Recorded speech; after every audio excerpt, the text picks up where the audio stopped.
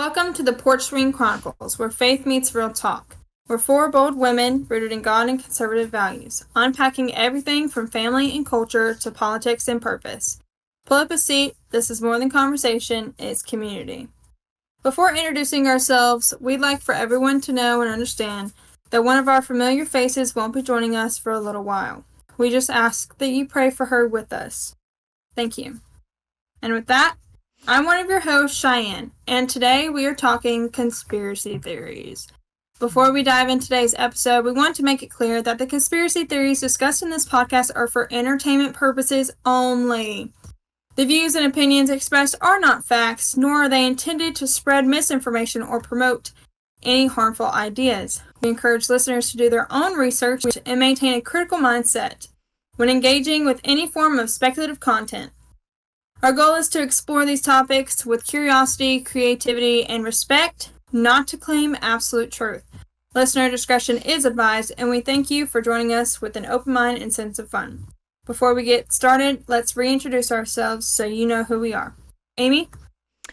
Hey everybody, I'm another one of your hosts, Amy. I live in Florida, have two beautiful children, and I get to stay at home. I own a couple businesses. Okay, I have three beautiful children and a beautiful little girl down there hiding.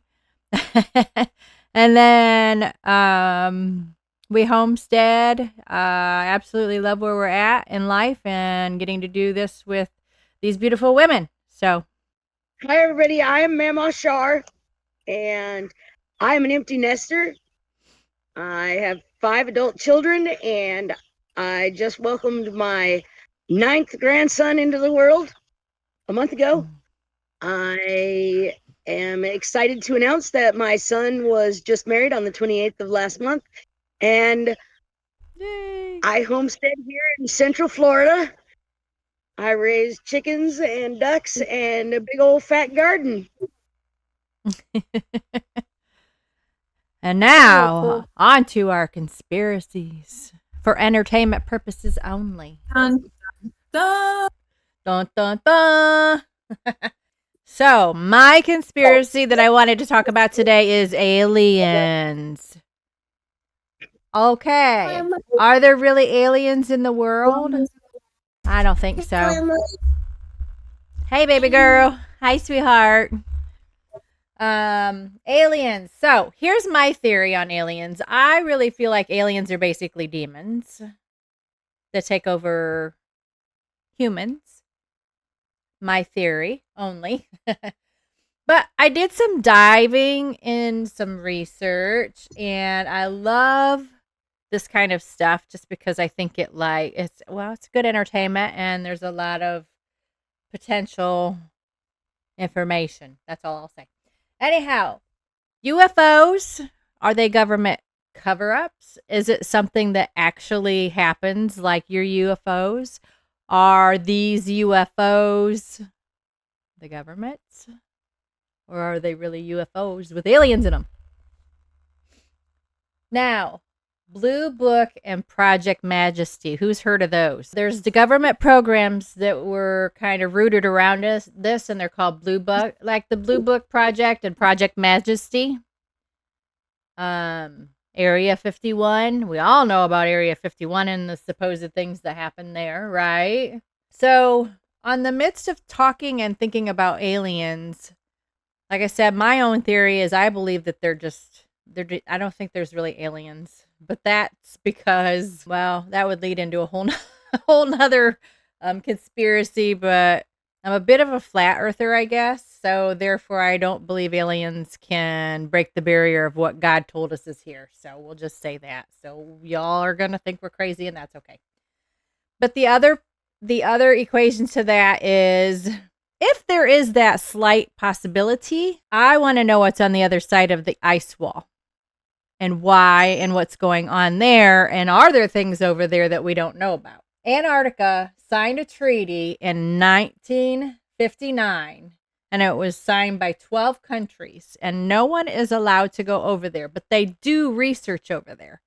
What is over there? Why are we not allowed there? Why are things over there kept so secret? There's our environmental protection. There's no national claim. And it's international cooperation to keep the people out. There are people that have been arrested that try and get too close. So if there are things that we don't know about, because let's face it, who knows?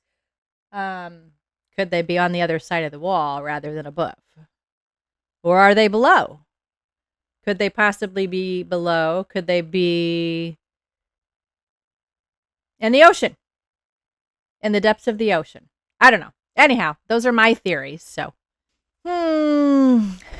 I think you agree with me on the whole alien potential of being just demons.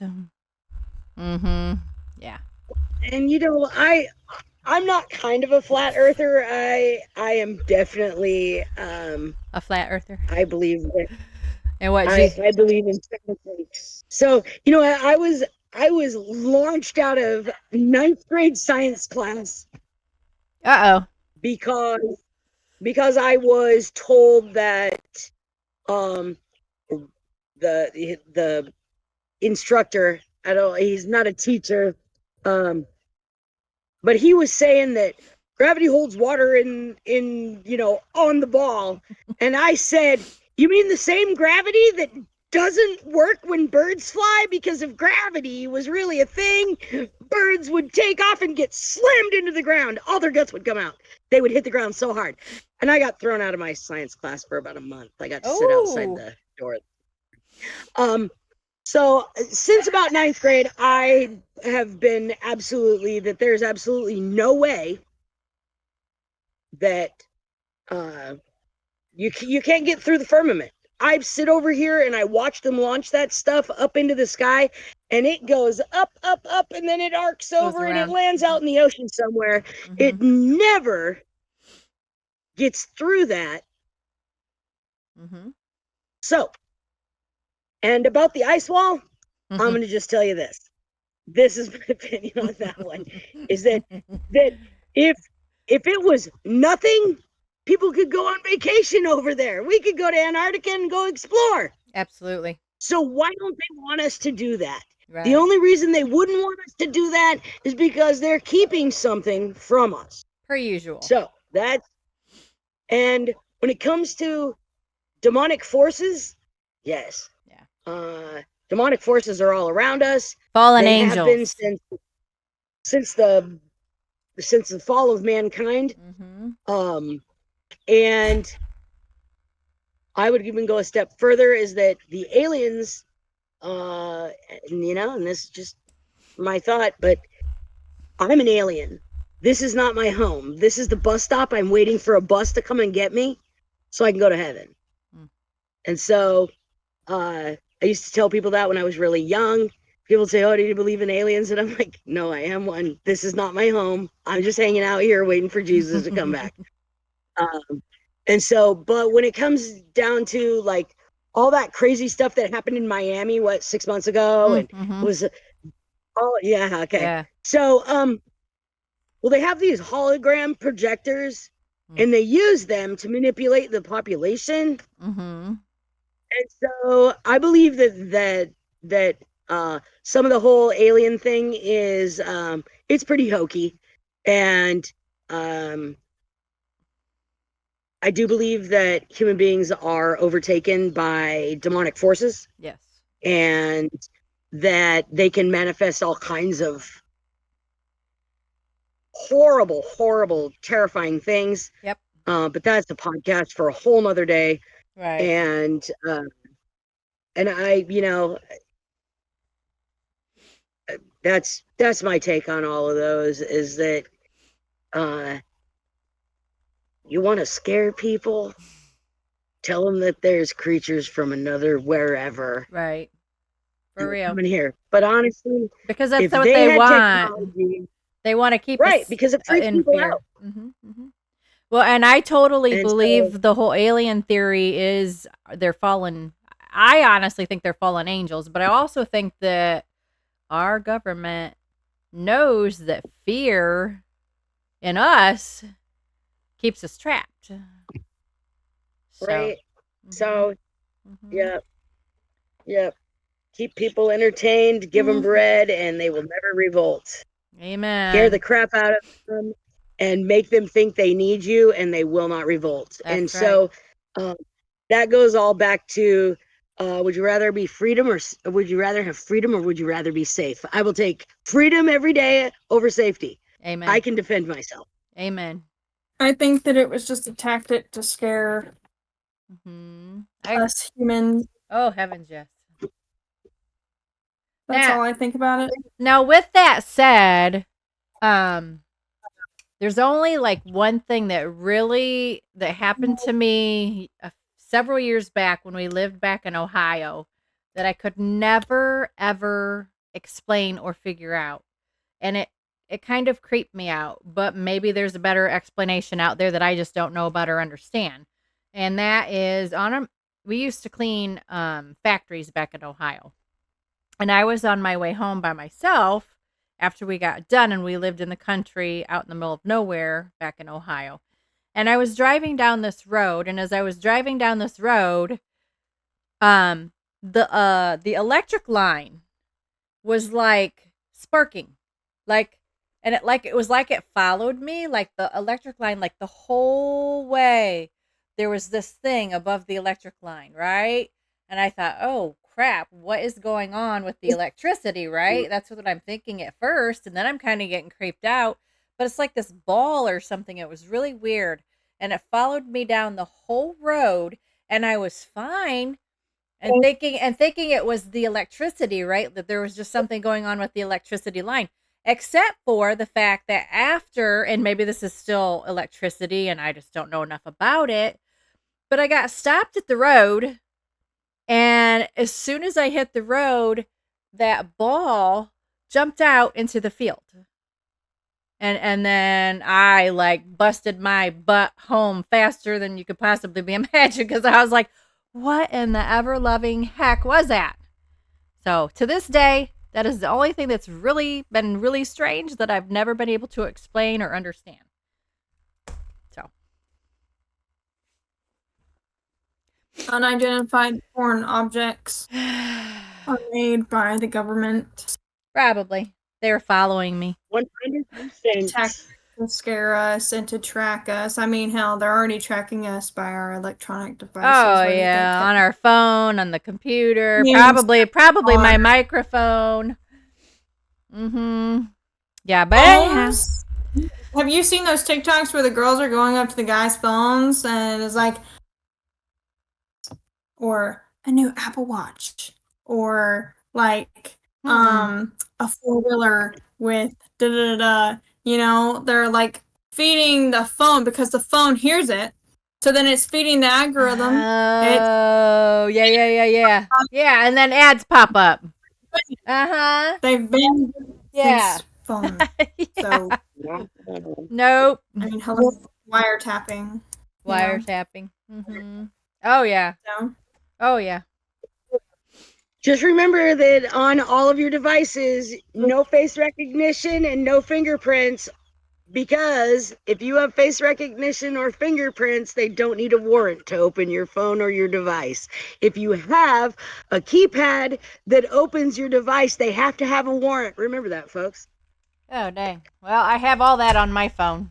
Demons. Do you believe that some of the people that actually see them, though, like, okay, because I've been seeing on a lot of social media where people will say they're walking and they're doing things, or they're on a bus, or they're doing whatever, right? And then they turn around and they see a person's face kind of morph into this crazy looking thing and then morph back.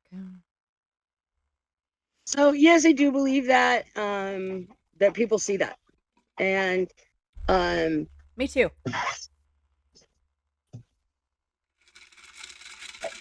Imagine taking something so volatile and sticking it into something fragile, okay? Because human beings are very fragile. Right. And the demonic is very volatile. And when you stick that in there, first there's going to be this copious amount of warring, which looks like psychosis to the outside world. Yes. And so Man, I can go way deep on demonic and mental health and Mm-hmm. parasites because they all go Oh, together really, really good. But there is a war that happens when something volatile comes into something fragile. And so the human being is fragile, and we are geared to seek the creator. Remember, this is just my opinion, my belief, if right, you will.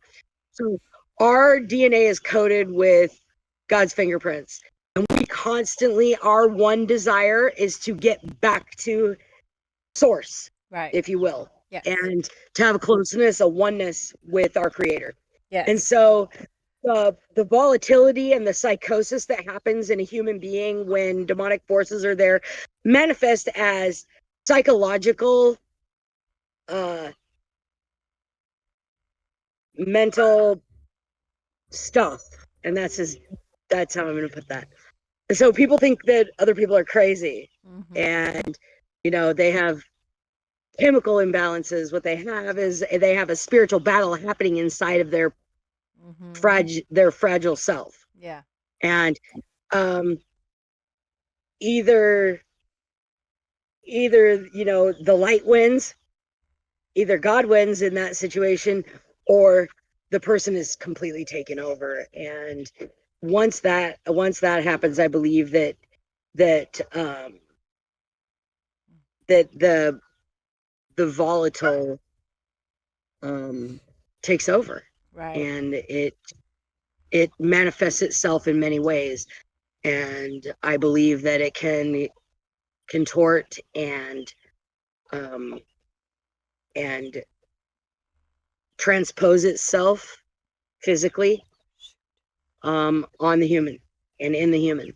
And so DARPA, clouds, and weather. Oh, were we not just talking about that? Well, and the thing is, for entertainment purposes only, just because, we have to. But we all know that there's bills out there trying to get that stuff shut down. So, on that note, Yes. go on. So it's understandable to have concerns about anything that involves releasing insanity into our skies, meaning dropping substances into the atmosphere. So let's talk about DARPA. There are alleged effects. Now, I'm going to be very cryptic in a lot of what I say. So if you need further information, get a hold of us. Send We us a would love to share it message. with you. So we're going to talk about their alleged effects on soil and plants and humans, Mm-hmm. and what is actually in cloud seeding. So the primary substances used in cloud seeding are silver iodide, and this is one of the most common and well-studied seeding agents. It has a crystalline structure similar to ice, which helps water vapor develop in clouds into condensation. So it turns it into ice crystals within the cloud. Right. And then that leads to precipitation, is Right. what they want us to believe, right? The second thing that they carry all of these things like potassium iodide and hydroscopic materials is dry ice, which is a solid carbon dioxide used to supercool clouds and promote ice crystal formation. And this is important because if there's no ice crystals, then there's nothing for all of these weird chemicals and metals to hang on to. They get Right. trapped in the carbon dioxide solid, which is our dry ice. That gets pushed into the clouds and it superheats it because there's all this stuff that should not hold pushed in there, and then it precipitates. Well, what happens is that as that rain comes down, all of these heavy metal toxins are coming down too. Right. And here in Florida, they are Mhm. or have passed a law that it is illegal, a criminal felonious offense to cloud seed for geoengineering or spraying or altering weather at all. Mhm. Because what's happened is that all of these heavy metal chemicals are falling out of the sky and they're causing problems in the orange and citrus groves Mhm. and in the farmers' fields because it's causing the ground to be toxic. So what's happening is that the trees are sucking up all this toxic garbage and it's poisoning the plant. Right. So on to the next part of this is the hygroscopic materials, substances like common salt, which is sodium chloride, are used in warm cloud seeding that attract moisture and encourage droplet growth. What we're not being told is that tons of this stuff mixed inside of the dry ice or the solid carbon dioxide is being sprayed all over the place. And salt, if you go out into your garden and you take table salt and you spray it on the garden, it's going to kill everything. It burns the plants. Yep. That's what's happening in the orange groves and citrus groves, is that the trees are being burnt. Mind you, it's not in one shot, it's not tons, but it's they measure it, they want it, what does it say? It says actually very small amounts, often measured in grams or kilograms per hour of operation. Wow. But the sad thing is that half a tablespoon of salt put into 5 gallons of water and sprayed over your garden will kill everything. It may take 5 days, but it's going to kill it. The concentration. When disbursement and the concentration of these materials is sprayed into the atmosphere, subsequently in precipitation, they say it's a very low. But what is real is that after these cloud seedings have happened, locals are having water and soil tested, and it's in the billions per how do they say that? It's a billion parts per microgram. Okay. And I don't even understand that because a microgram is very, very, very, very small. Right. But if it's a billion parts per microgram in the water and in the soil, it's too much. They want us to believe that it's extremely low. And so what they're saying is that, hi ducks. What they're saying is that it couldn't possibly be causing all of this harm when in actuality, regular people on the ground are proving that it actually is causing damage. And if it's not causing damage, why in the world would a bill be submitted to the House of Florida in order to pass a felonious act for completely banning geoengineering and cloud seeding of any kind, because it's causing damage. Today it's a cloudy day. This is Florida. It shouldn't be a cloudy day. It's cloudy here too. It should be bright, sunny to help our orange groves grow, to help all of our farmers out there grow their crop to feed America. So we have to really take into consideration that if it wasn't really happening and it wasn't dangerous, our governor wouldn't be telling you that it's banned in Florida. Right. And there were patents on it many years ago. I mean, you through the government. It's not just somebody. It was through the government. So DARPA, the Defense Advanced Research Project Agency, is a U.S. government agency responsible for developing emerging technologies for military use. Well, if they want it for military use, they should not be using it on American citizens. including DARPA's investments and research in advanced technologies, including some atmospherical science or climate. There is credible evidence and public information to suggest that DARPA is directly involved in dumping tons of toxins into the cloud seeding operations and causing widespread soil issues and killing trees and plants. Now, most of us will be called conspiracy theorists for telling you about these things. Mhm. Unfortunately, every single conspiracy that I have ever theorized about has come true, been proven. But it's still for entertainment purposes only. Mm-hmm. Saying. They say that there are lack of scientific evidence supporting mainstream atmospheric science meteorologists and government agencies. But the fact of the matter is that these things are visible and we see it. We've seen the videos from the whistleblowers of the interior of airplanes loaded with chemicals to spray all over the country. We've also seen the impacts thereof, gardens that cease to grow, snow that catches fire and melts like plastic. We've also seen the toxicity levels in certain areas are killing fish by the thousands in rivers and streams, not to mention all of the 3- and 4-legged frogs that have 5 and 6 legs. Yeah. Not kidding.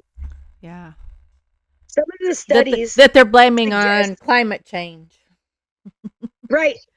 But if there's really climate change, they should stop fiddling with the clouds and they won't have to worry about the climate. Yeah. Climate comes in cyclistic bands of 50, 100, and 150-year cycles. Yes. Yep. So it's not abnormal for it to be hot in certain places that are cold. Doesn't happen often, but it does happen. Along with about every 50 years or so, it snows in Central Florida. What? People don't know that, but you know what? In 1977, there was snow in Central Florida. There was snow in Disney World, and you know what? Disney World didn't have to make it.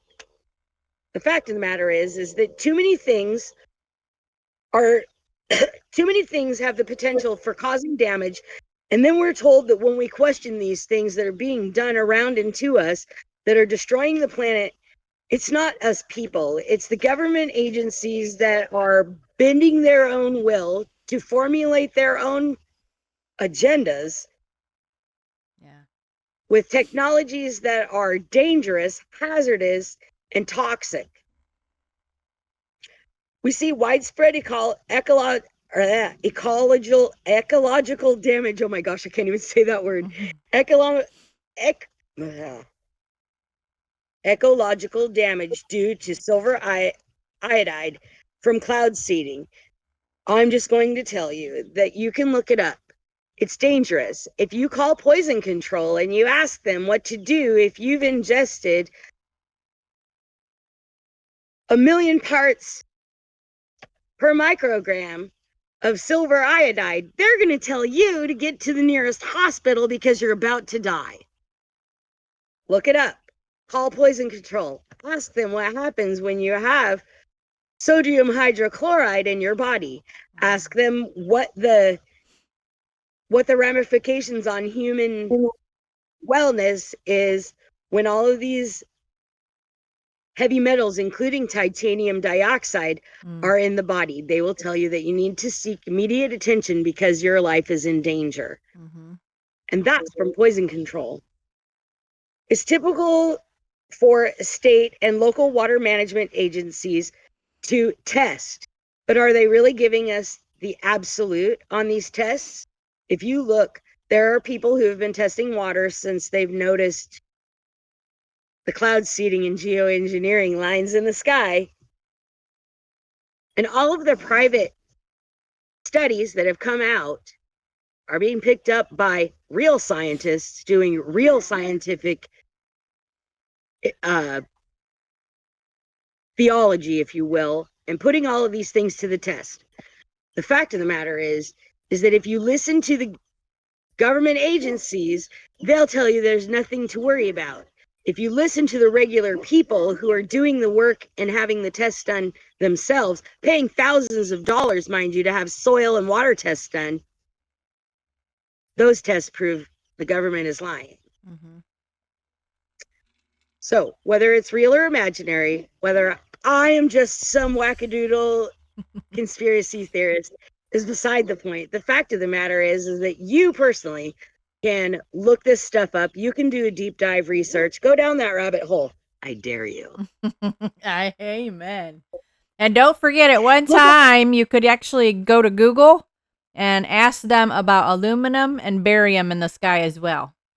And they actually, Right, and she actually come out and said that they're spraying that in the sky. So, and remember that when you're looking this up, look up all of the patents Yes. for weather engineering, geoengineering, for cloud seeding. Yep. And then figure out why. Mm-hmm. And all of it relates back to the DARPA program, Mm-hmm. where they are building technologies for defense, but they're using it on Mm-hmm. we the people. Mm-hmm. Uh-huh. Yeah. Okay. Another one for the books. Miss Cheyenne? Yes. Remember, this is for entertainment purposes only. We hope you're entertained. Yeah. Anything I say, do your own research. Okay. That's right. It's for That's right. entertainment purposes only. Yes. All right. I'm peeling back the layers of one of the darkest and most secretive government programs in U.S. history, the MK Ultra. But this isn't just about Cold War, paranoia, or LSD experiments. It's It's deep. not now. We're asking a bold, maybe even dangerous question. Could some of today's mass shooters or high-profile assassins be products of modern-day mind control experiments, unknowingly programmed to commit violence? Let's get into it. What was MK Ultra? MK Ultra was a top-secret CIA program launched in the 1950s. The goal? To explore the boundaries of mind control, brainwashing, and psychological manipulation. And yes, it was real. The CIA feared that America's Cold War enemies, particularly the Soviet Union, China, and North Korea, had already developed ways to manipulate human behavior. So in classic Cold War fashion, they decided, if they're doing it, we need to do it too. Better, faster, and in the shadows where no one is watching. They experimented with LSD and other drugs, often without the subject's consent, hypnosis, electroshock therapy, sleep deprivation, and sensory isolation, and psychological torture. They tested these methods on prisoners, mental health patients, unwitting civilians, and meaning like without consent, even CIA employees and college students, and the most famous sub-project, a disturbing operation called Midnight Climax, where sex workers hired by the CIA would lure men into secret apartments, dose them with LSD without their knowledge, and observe them through two-way mirrors. Sounds like a scene out of a dystopian film, but this was very real. And when MK Ultra was exposed in the mid-1970s, thanks to the whistleblowers, the Church Committee hearings, and the Rockefeller Commission, the country was horrified. The CIA eventually admitted to it. So then that brings me to the Unabomber. Okay? So this gets really interesting and terrifying. Let's talk about Ted Kaczynski, better known as the Unabomber. Okay? Before he became a domestic terrorist, Kaczynski was a math prodigy, accepted into Harvard at the age of 16. But during his time there, he became involved in a disturbing psychological study ran by Dr. Henry A. Murray, who was I believe, a psychologist professor at Harvard, if I'm not mistaken. What good old Ted didn't know at the time is that Murray's experiments, widely believed to have CIA backing, were essentially about breaking a person psychologically.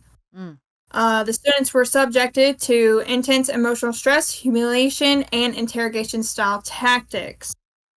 The author Alston Chase, who interviewed Ted Kaczynski extensively, later claimed that these experiments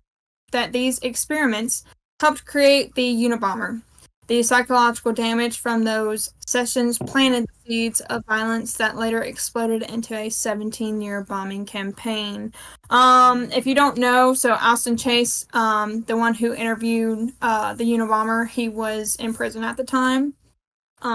He ended up writing a book later on. And here's the kicker. These experiments have been directly linked to the MK Ultra program. Or operation. So we have to ask, was Ted Kaczynski, also known as the Unabomber, simply mentally unstable? Or was he unknowingly shaped by a secret government program designed to test the limits of mind control? Because he was 16 years old, he was a little boy, easily manipulated. Oh yeah, no, they just wring every good thing out of him. Right. So that brings me to another thing, okay? Could MK Ultra have evolved and still exist? So now the conspiracy community and even some researchers are asking, did MK Ultra really stop in the 70s, or did it just go deeper underground? And here's why that's not a crazy question. Most of the MK Ultra documents were destroyed in 1973.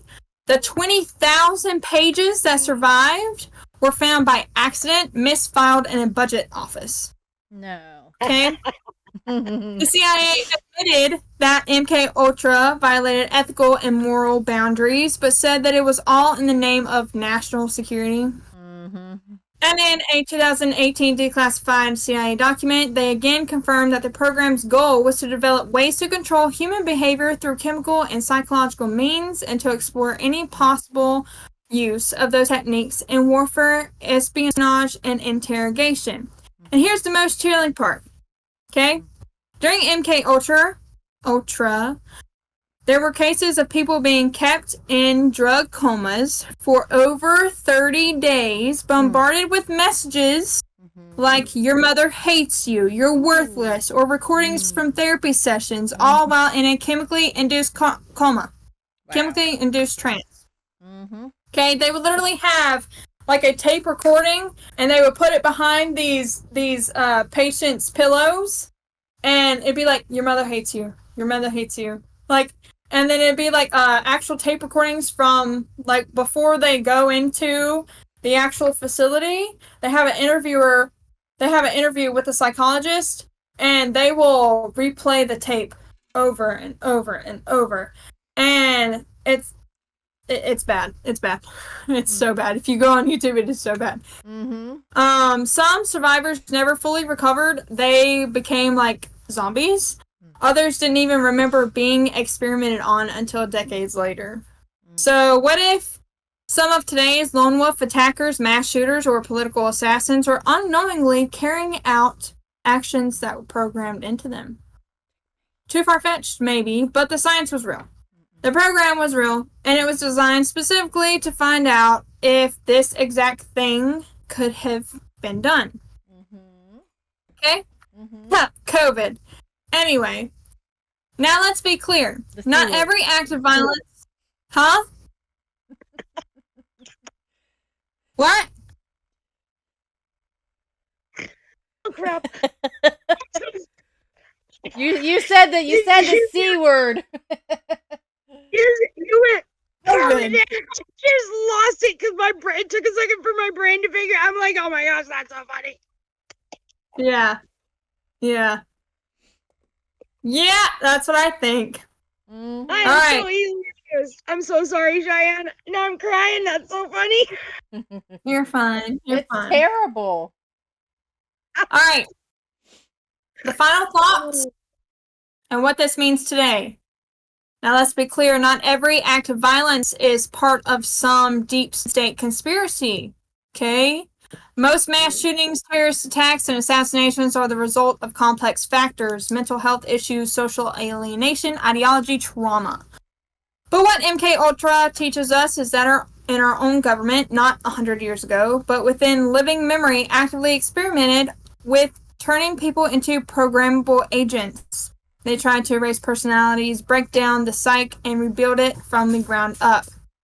They had the money, the secrecy, and the motive, and if they did it then, what's stopping them from doing it now under a different name in a different form? COVID. That's not just a conspiracy, that's a historical possibility. So the next time a seemingly senseless act of violence dominates the news,